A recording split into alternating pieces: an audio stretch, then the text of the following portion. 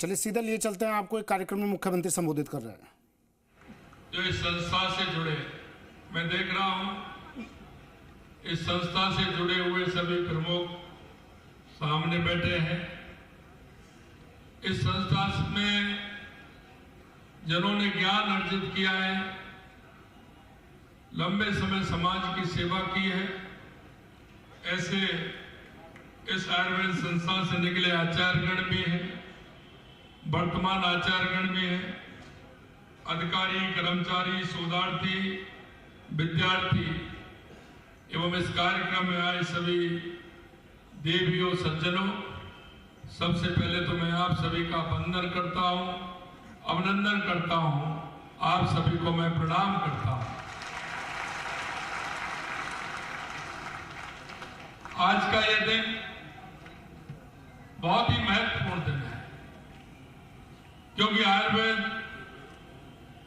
राष्ट्रीय आयुर्वेद संस्थान जयपुर का ये स्वर्ण जयंती समारोह हमारे आयुर्वेद के गौरवशाली इतिहास को फिर से जीवंत करने का ये समय है।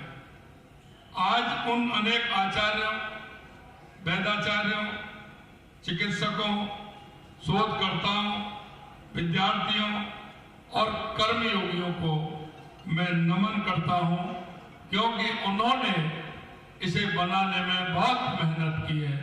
और सामने की जो पंक्ति है उनको भी मैं प्रणाम करता हूं कि उन्होंने भी बहुत मेहनत के साथ इस हमारी संस्था को आगे बढ़ाया है।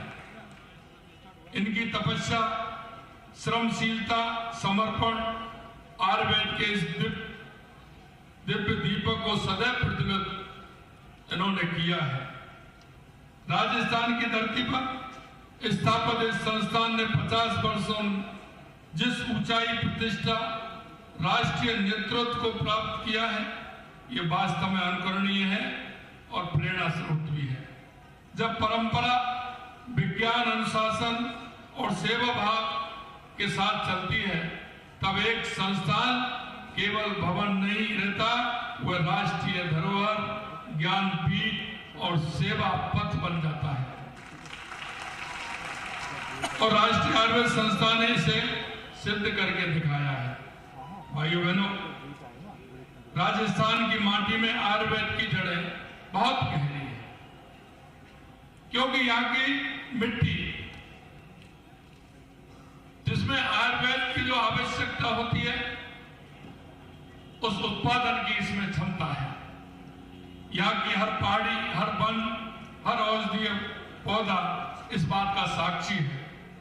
यह धरती सदियों से आयुर्वेद का केंद्र रहा है, क्योंकि अरावलियों की पहाड़ियों से मिलने वाली दुर्लभ जड़ी बूटियां, थार के मरुस्थल में पाए जाने वाले औषधीय पौधे इस बात का प्रमाण है। हमारे पूर्वजों ने न केवल आयुर्वेद का अध्ययन किया, बल्कि इसे जीवन का अभिन्न अंग बनाया। आज जब हम राष्ट्रीय आयुर्वेद संस्थान के स्वर्ण जयंती मना रहे हैं, तो हमें उसका गौरवशाली परंपरा को आगे बढ़ा रहे हैं। मैं ये भी कहना चाहता हूं कि 1976 में एक महाविद्यालय के रूप में आरंभ होकर आज राष्ट्रीय आयुर्वेद संस्थान का देश का प्रथम आयुर्वेद डीम्ड टू बी यूनिवर्सिटी के रूप में विकसित होना राजस्थान और भारत दोनों के लिए गौरव का अध्याय है। शिक्षा, प्रशिक्षण, अनुसंधान, रोगी सेवा, इन चारों स्तंभों पर राष्ट्रीय आयुर्वेद संस्थान ने पिछले 5 दशकों में जो नेतृत्व स्थापित किया है, ये वास्तव में अनुकरणीय है।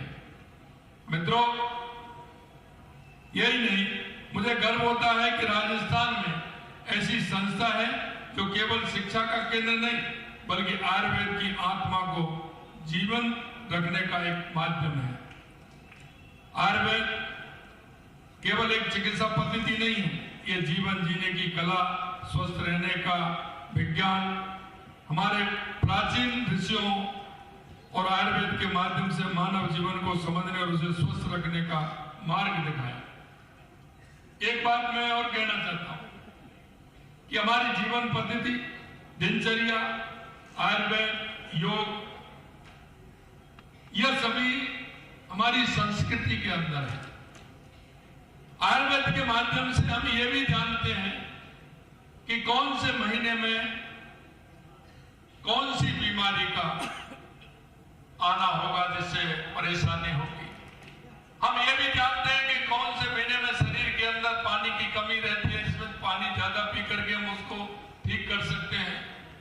हम बदलते हुए समय में कौन सी बीमारी होती है इसको भी हम जानते हैं। ये हमारे आयुर्वेद में हर मौसम का पूरी तरह से निर्धारण किया हुआ है और ये पहले से ही विद्यमान है कि हम आने वाली बीमारी को किस तरह से उसका उपचार कर सकते हैं। और आपने देखा है कि जिस मौसम में जो बीमारी होती है